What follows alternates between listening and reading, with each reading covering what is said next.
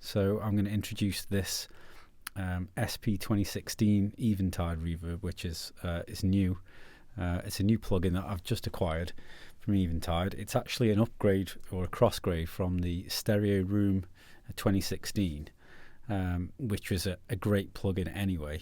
But this one is just really unbelievable. The original version of this, the hardware version, was something of a legend amongst the old mixing engineers from the 60s and 70s, and so it was really popular back then. But it's working really well in this mix here. So I'm just going to see what that sounds like in the choruses on the lead vocal, blended in with the H delay and the H reverb. So we'll see what that sounds like now here. Control of a tragedy. So that's without.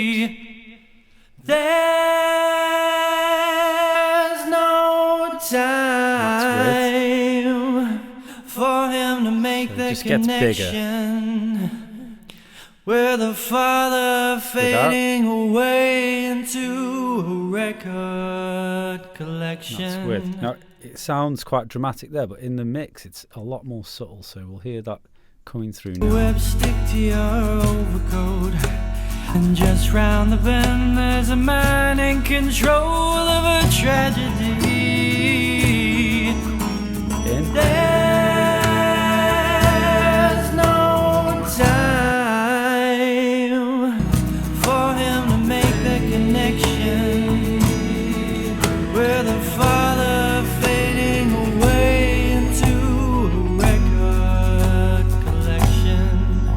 I notice I'm not using the effects on this lead vocal double here because I want that double to maintain the presence of the vocal and keep the vocal still up front, whilst we still have the reverb on the original lead vocal, and that gives us the closeness of the vocal as well as the dynamic of the reverb. So it's really capturing both perspectives in one hit, I guess.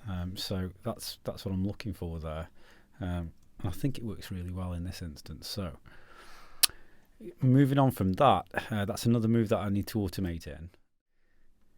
Yeah, so it's probably best to do the main fader automation moves first, followed by the effects sends fader moves, because if we do it the other way around, what can happen is if you've done all of your effects fader moves here and then change the volume of the main faders, it actually affects how much you're sending to each one of these effects. So it's probably best to do the main faders first, followed by the effects sends. So they're all going to be down this end now, and I can just literally move all the faders of these tracks now, and then all of the other things are down the other end, and I don't need to really mess with those yet. Okay, so that's the secondary phase of this. So we're in auto latch.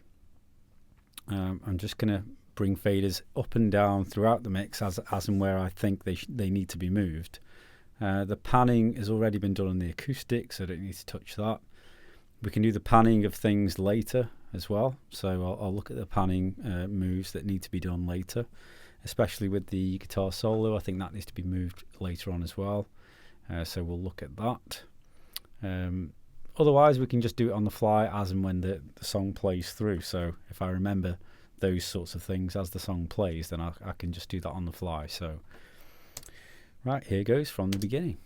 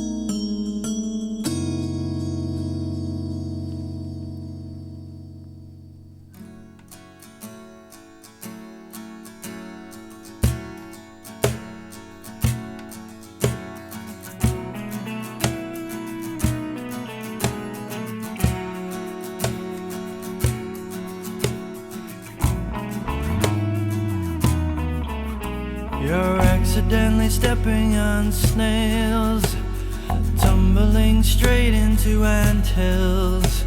And next door to you there's a man who is killing his lover. You're accidentally stepping on snails, spiderwebs stick to your overcoat.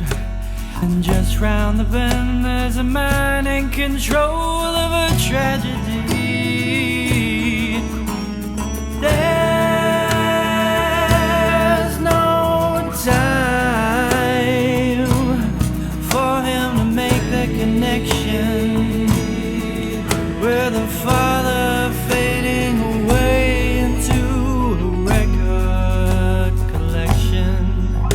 You're accidentally stepping on snails, a butterfly bumps on the window pane, and somewhere a family is washed away by the cascades of the ocean. You're accidentally stepping on snails as dead fish float to the surface. We'll go back to where that comes in. Record collection. You're accidentally stepping on snails, a butterfly bumps on the window pane, and somewhere a family is washed. Record collection. You're accidentally stepping on snails, a butterfly bumps on the window pane, and somewhere a family is washed away by the cascades of the ocean. You're accidentally stepping on snails as dead fish float to the surface.